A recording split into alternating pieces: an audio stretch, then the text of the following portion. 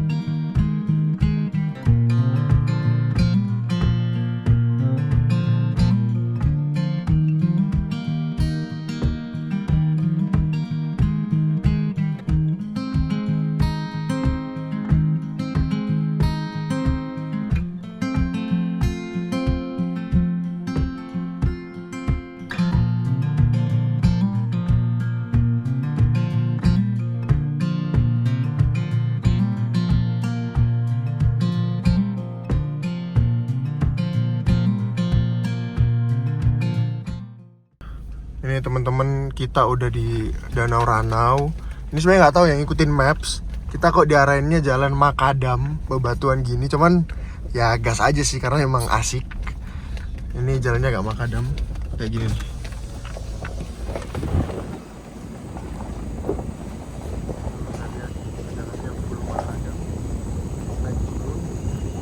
Jadi ya lumayan asik. Sekalian ngetes performa ban. depan ada lagi.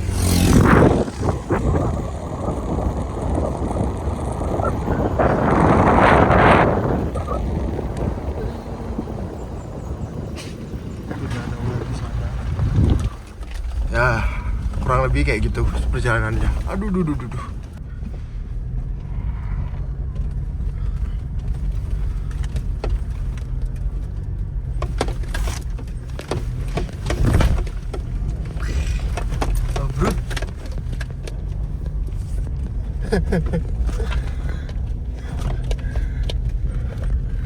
Performa bannya mantap. Waduh, kok semakin lama semakin neng. Tapi bener nggak ya ini? Bener guys. Bismillah. Kita ikut maps.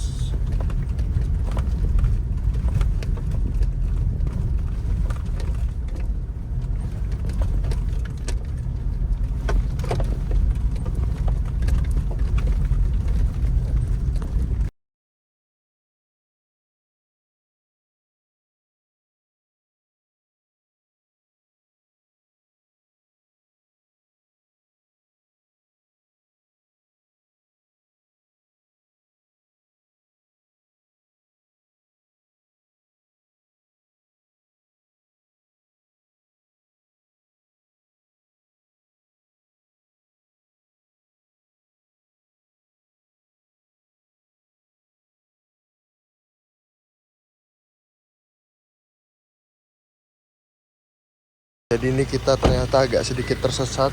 Ternyata masuk di desa yang udah di Sumatera Selatan. Jadi ini bukan buat Danau Rana yang foto-foto, cuman asik sih jalannya karena agak gitu bebatuan gini. Jadi ya kita lumayan menikmati juga perjalanannya. Nah ini sekarang kita mau balik lagi. Tadi udah nanya warga, udah diarahin ke Danau Ranau. Ini sebenarnya udah Danau Ranau, cuman ini masuk ke desa. Nah ini kita tadi akhirnya terlepas dari tersesat, cuman ini balik ke tengah kotanya masih agak jauh. Jalannya sih, kalau jalannya sih gitu-gitu aja, tapi full makadam sama yang tadi ada yang pasir itu, cuman nggak kerekam karena agak susah juga, tapi lewat nggak ada masalah.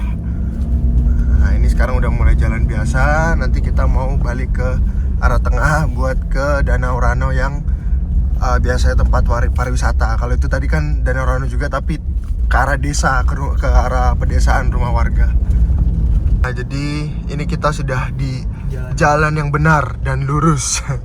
Jadi ini kita mau ke, seharusnya carinya itu di maps Danau Ranau Liwa ya. Danau Ranau Liwa, jadi itu yang beneran yang di pinggir jalan danaunya langsung.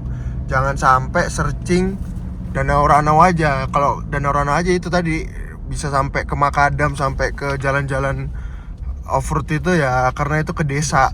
Jadi ini kita emang ke danau, bener si danau, cuman yang itu arahnya ke desa. Nah makanya kita cari yang Lake Danau Liwa. Jadi itu yang benar-benar di pinggir danau Ranaunya. Nah jadi tetap hati-hati dalam membaca maps, diperhatikan. Cuman sih asik ya, mumpung mobilnya juga support, jadi kita coba gas aja. Nah ini udah perjalanan ke Danau Ranau. Sebenarnya danaunya itu sih kita udah kelilingin ya dari tadi. Nah itu danaunya kita udah ngelilingin sebenarnya. Ini nih, nah itu kan danaunya tuh. Nah, danaunya sebenarnya udah dikelilingin dari tadi. Nah ini sih.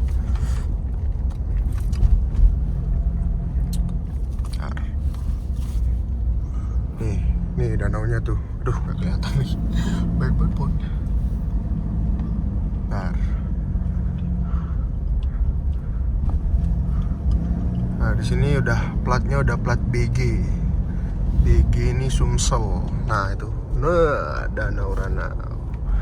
Nah kita bikin lagi nanti videonya waktu nyampe di sana. Nah ini baru kita sudah masuk di jalan yang benar. Yaitu Danau Ranau. Nah ini nih mulai turun ke bawah, yang lihat danaunya ya ini. Tolong Pip, rekamin. Ini kita lihat. Nah ini baru danaunya yang kita di pinggir jalan ya. Allahu Akbar. Parkir motor ya di pinggir jalan. Ini kita yang turun ke bawah mau lihat danaunya yang benar-benar langsung dari pinggir jalan. Nah, ini kita lihat objek wisata Danau Ranau. Nah, jadi dia semakin ke bawah emang karena arahnya ke danaunya. Jadi semakin turun terus jalannya.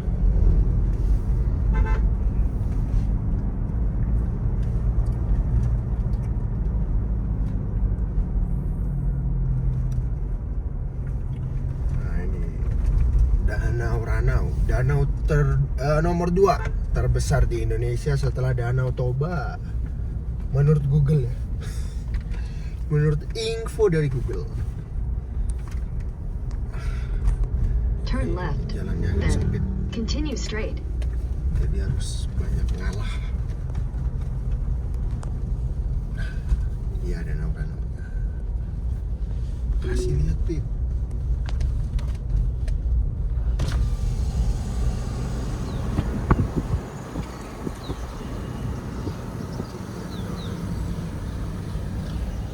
Turn left. Then.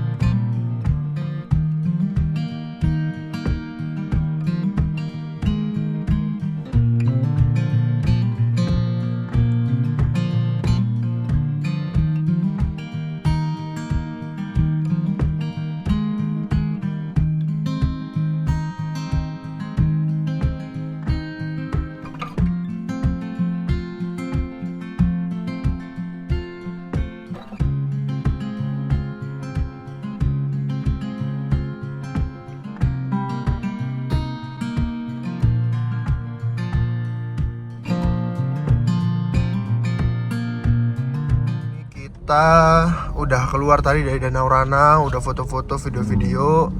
Ini udah masuk lagi, ini kayaknya masih desa, belum masuk Linsum deh.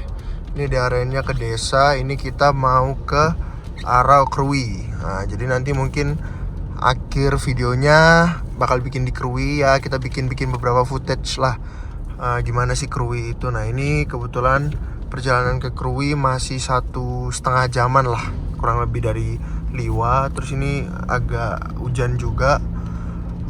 Terus habis itu tadi ngelewatin banyak geronjalan, terus jalan lobang, gelombang dan sebagainya. Udah nggak tahu deh kaki-kaki gimana nasibnya. Yang jelas pokoknya kita gas terus. Nah, ini kita udah kembali lagi ke Liwa. Terus ini sekarang udah masuk ke lintas lagi. Nah, tapi ini jalur Liwa yang sering ada longsor. Tuh, lihat pemandangannya. Nah, kayak kabut, hujan juga, enak lah pokoknya jalannya. Ini yang jalan sering longsornya. Semoga nanti kita lihat spot longsornya masih ada atau enggak ya. Semoga udah nggak ada ya, jalannya udah mulus. Terus nanti habis dari Liwa ya udah nanti udah langsung turun Krui. Oh, nggak lewatin dulu ya TNBBS dulu ya? Nanti ngelewatin Taman Nasional Bukit Barisan dulu. Nah, baru nanti kita lanjut ke Krui. Nah, ini teman-teman kita udah di TNBBS, Taman Nasional Bukit Barisan Selatan. Ini rumahnya harimau Sumatera nih. Ada beberapa kali viral ketemu harimau Sumatera di jalan. Nah, ini tempatnya syahdu, lagi hujan juga. Enak lah pokoknya jalannya. Terus lumayan mulus sih, karena emang ini bukan jalannya truk sama bus ya. Ini jalannya tempat pariwisata sih memang. Taman Bukit Barisan Nasional. Bukit Barisan Selatan. Taman Nasional Bukit Barisan Selatan. Nah, itu yang benar. Jalannya lumayan enak, mulus, kecil. Cuman emang beneran hutan. Jadi di kiri kanan nggak tahu sepanjang berapa kilometer ini bener-bener jarang rumah warga. Nggak ada rumah warga bahkan. Jadi emang hutan. Terus kalau bisa di sini hati-hati. Jangan sampai bensin habis atau mobil motor bermasalah, karena kalau berhenti di sini juga agak gimana-gimana gitu. Karena banyak hewan liar juga ya, jadi agak hati-hati di sini. Cuman overall suasananya sangat sejuk, sangat enak, sangat nikmat. Oke, Nanti kita lanjut lagi kalau udah di Krui.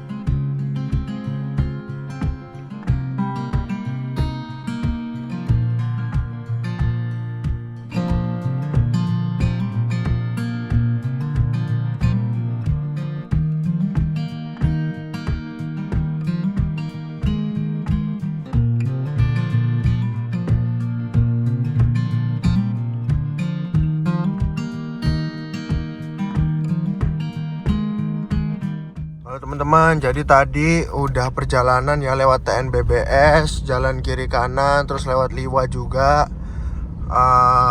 Jalannya lumayan ada longsor juga. Saya nggak sempat rekam tapi ada cuplikan rekamannya dikit.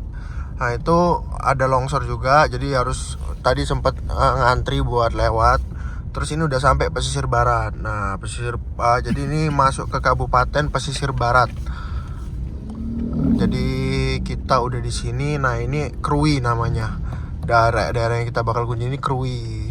Nah jadi Krui ini kalau bisa dibilang terkenal sama ombaknya yang termasuk yang cukup tinggi di Indonesia dan di dunia. Makanya banyak acara-acara bule surfing di sini. Nah untuk kotanya sih termasuk rame ya. Maksudnya untuk kabupaten dan daerah pedesaan ini termasuk rame karena memang kota wisata. Jadi ya mungkin segitu dulu. Nanti kalau kita udah sampai di Krui, kita mau rekam-rekam lagi. Bagi teman-teman semua, jadi ini kemarin udah nyampe Krui, cuman belum sempat ngerekam-rekam lagi. Nah ini keesokannya, ini udah nyampe ya di daerah Krui. Nah ini Krui ini masuk Kabupaten Pesisir Barat, Lampung. Nah ini kita mau menuju ke Pantai Mandiri. Ini katanya pantai yang terbesarnya dan paling bagusnya. Ini yang biasa buat lomba-lomba surfing katanya di sini. Jadi mau nyoba ke sana sambil lihat ombaknya sebagus apa di sana. Ya sama sekalian ngopi-ngopi bentar, habis itu santai-santai. Nah, nanti teman-teman saya liatin. Nah, ini kita udah mau sampai di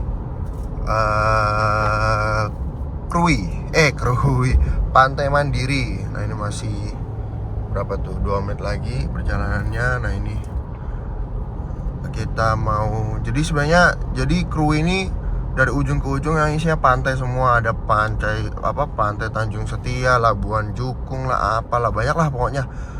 Cuman ini yang Pantai Mandiri ini yang ikonnya, yang biasa buat tempat surfing, ombaknya gede dan sebagainya. Ini perjalanan masih 2 menit, cuman kayak masih jauh gitu, masih belum nyampe. Nah ini kita mau ke sana, Pantai Mandiri. Oh ya, terus ini jalan yang dilalui ya masih jalan Linsum ya, tapi ini lintas barat kalau nggak salah. Lintas barat ini kalau nggak salah lintas yang kalau diterusin itu nyambungnya sampai ke Bengkulu nanti, Bengkulu dan sebagainya lah. Intinya semua sama, cuman kalau yang ini arah Bengkulu. Tapi ya kalau ngomong sampai pojok ya sampai Aceh juga bisa nyampe gini. Nah ini bentar lagi kita udah mau nyampe. Nah ini kita udah nyampe di Pantai Mandiri. Ini pantainya. Nah coba kita parkir dulu ya. Nah ini kita sudah ada di Pantai Mandiri. Nih ombaknya paling gede. Tuh ada yang surfing sebelah sana. Ya udah, di sini tuh karena pantainya ya pantai lepas, jadi ya nggak ada pengelolanya ya. Ada sih yang pengelolanya, cuman semuanya bebas aja gitu, mau masuk pantai yang mana, mau kemana dan sebagainya bebas. Tuh ombaknya gede banget. Nah, jadi emang ini tempatnya surfing ya di sini nih. Cuman yang paling gede-gede tuh di sebelah sana tuh kayaknya. Cuman kita di sini-sini aja. Mungkin dari videonya sekian dulu. Next kita jalan-jalan kemana lagi, nanti mungkin kita bakal upload lagi. Jadi kalau misalnya masih banyak yang salah edit atau misalnya masih footage-nya masih jelek, mohon maaf. Nah, nanti kita next time kita bikin video yang lebih bagus lagi. Terima kasih. Pagi om-om semua. Jadi ini kondisi mobil setelah kita pakai perjalanan jauh, kurang lebih 600 km ya, mengelilingi Provinsi Lampung. Ini udah dicuci sih. Udah dicuci, ini 2 hari setelah saya perjalanan udah dicuci ya, cuman kotor-kotor lagi. Nah, ini sih kebetulan mobilnya masih aman. Ada sih lecet-lecet dikit, cuman ya udah nanti dipolis juga kayaknya selesai. Kayak ini nih, nggak tahu ini karena apa. Kayak gitu. Terus ya nanti emang mobilnya niatnya sih mau masukin bengkel body ya, buat di yang lecet-lecet tipis mau dipoles dan sebagainya. Nah, ini udah dicuci lagi. Nah, ini udah siap untuk perjalanan selanjutnya. Nah, ikut saya yuk, kita masuk ke dalam mobil.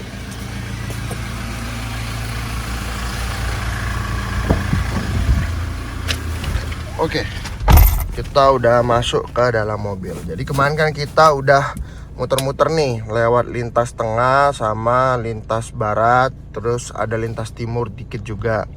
Nah, jadi sekarang nih kita mau bahas tentang bahan bakar. Jadi pertama itu kan disclaimer, saya tuh udah ganti dari sektor mesin, yaitu ganti dari front pipe, down pipe, sama filter udaranya pakai KNN. Nah, baru 3 itu sih sebenarnya belum remap dan sebagainya. Cuman menurut saya tenaganya udah cukup. Cuman memang yang agak dikorbankan ini bahan bakar.